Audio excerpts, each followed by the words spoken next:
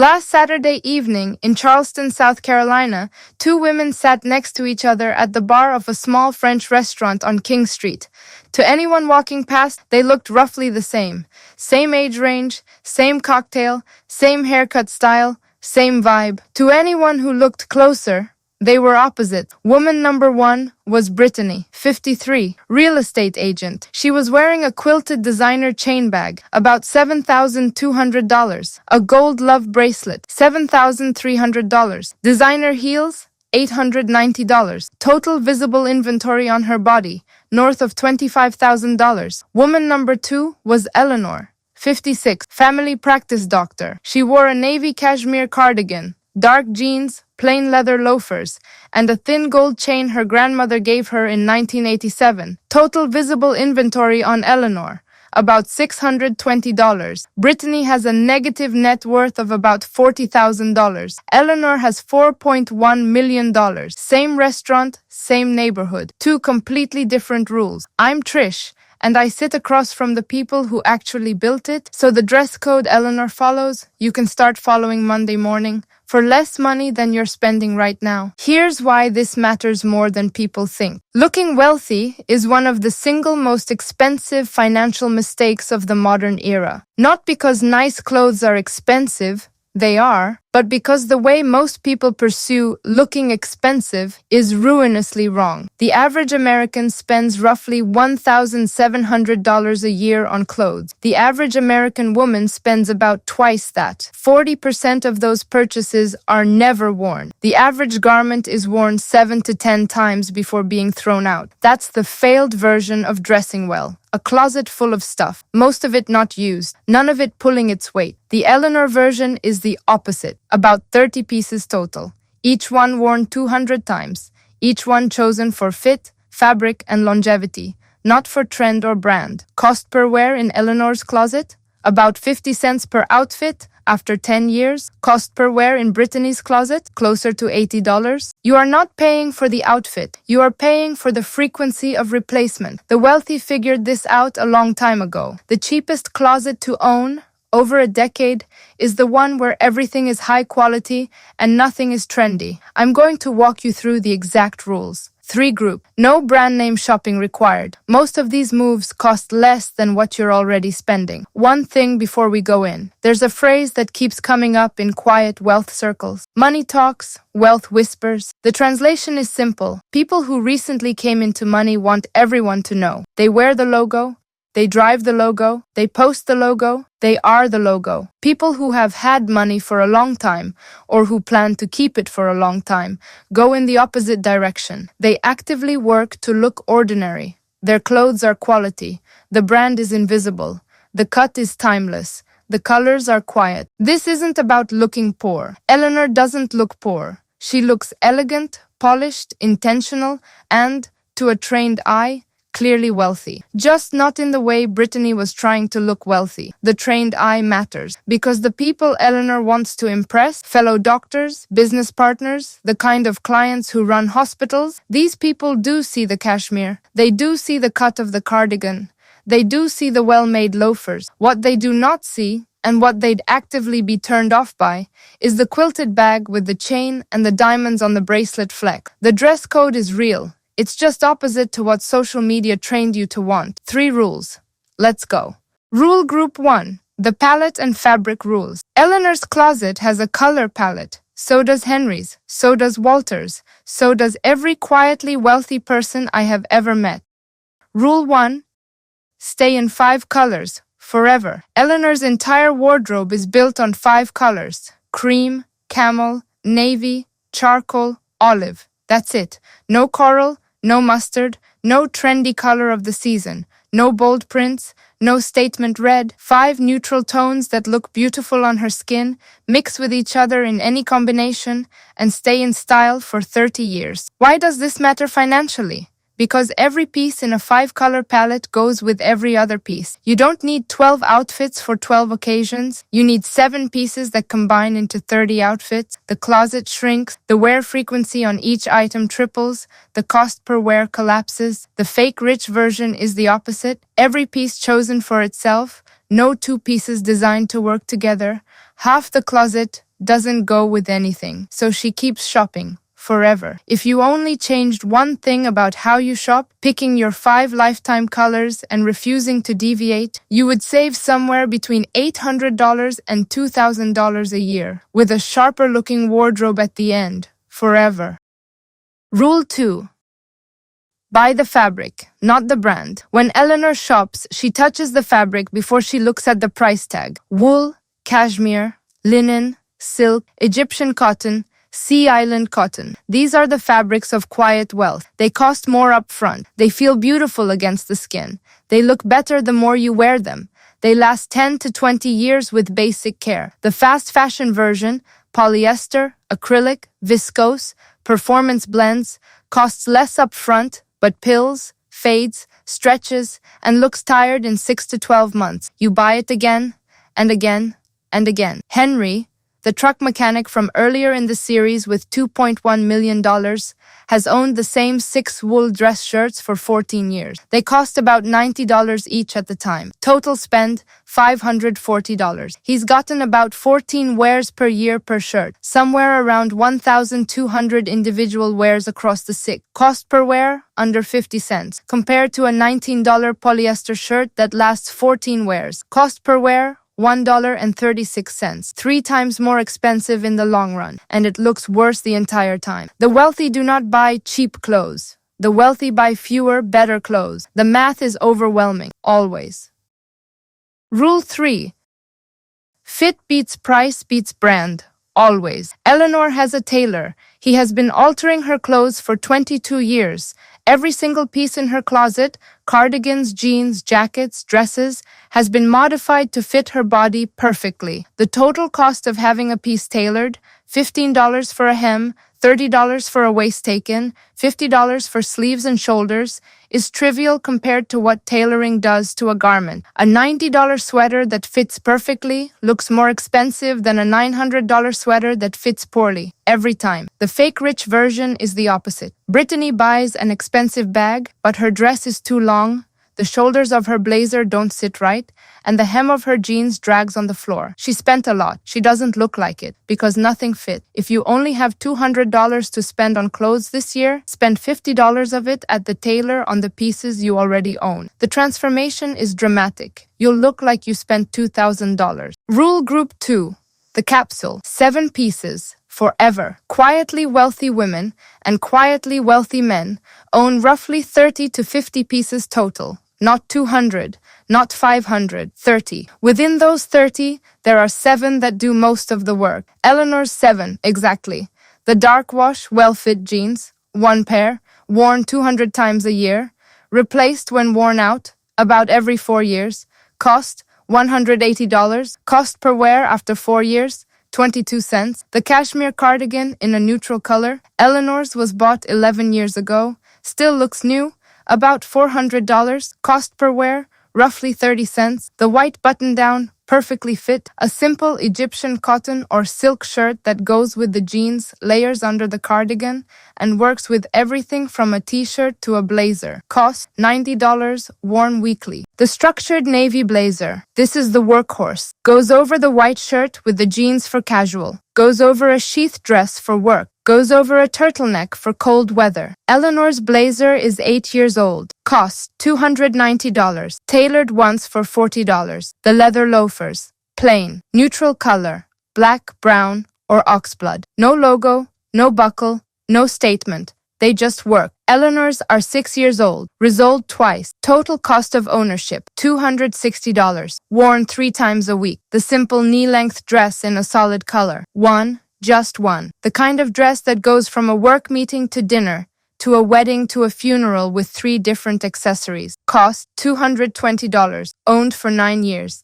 The quality coat for cold weather. Wool, cashmere, or wool blend. Single color. Knee length or longer. Eleanor's is 12 years old. Cost $480. Cost per winter, $40. That's the 7. About $1,920 total, across an average of 8 years per item. That's $240 a year for the foundation of an entire wardrobe that looks expensive every day of the year. The Brittany version of 7 pieces, 1 season's worth of impulse buys, probably $1,920 in a single quarter. Then again the next quarter. Then again. None of it lasting more than 18 months. The math is brutally simple. Buy fewer things. Wear them longer. Look better the whole time. Save thousands a year. Rule Group 3.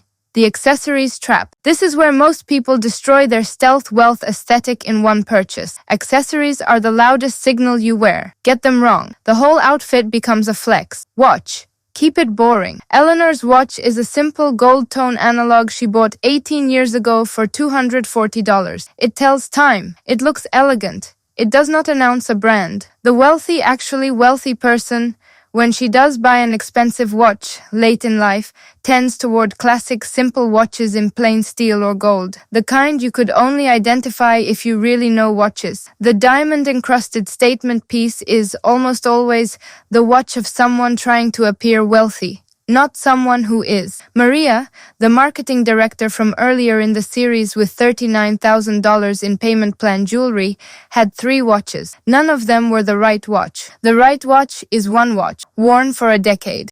Bag. Leather, classic, no logo. The bag is the second giveaway. The wealthy carry simple, well-made leather bags in classic shapes. No quilting, no chains, no giant brand letters on the front, no it bag of the season. A high-quality leather tote in a neutral color, bought for $300 from a quiet brand, outlasts and outclasses a $7,000 logo bag. Every time. 10 years from now, the leather tote will still look beautiful. The logo bag will look dated and a little embarrassing. If you're going to spend money on a bag, spend it on quality leather and classic shape. Skip the logo.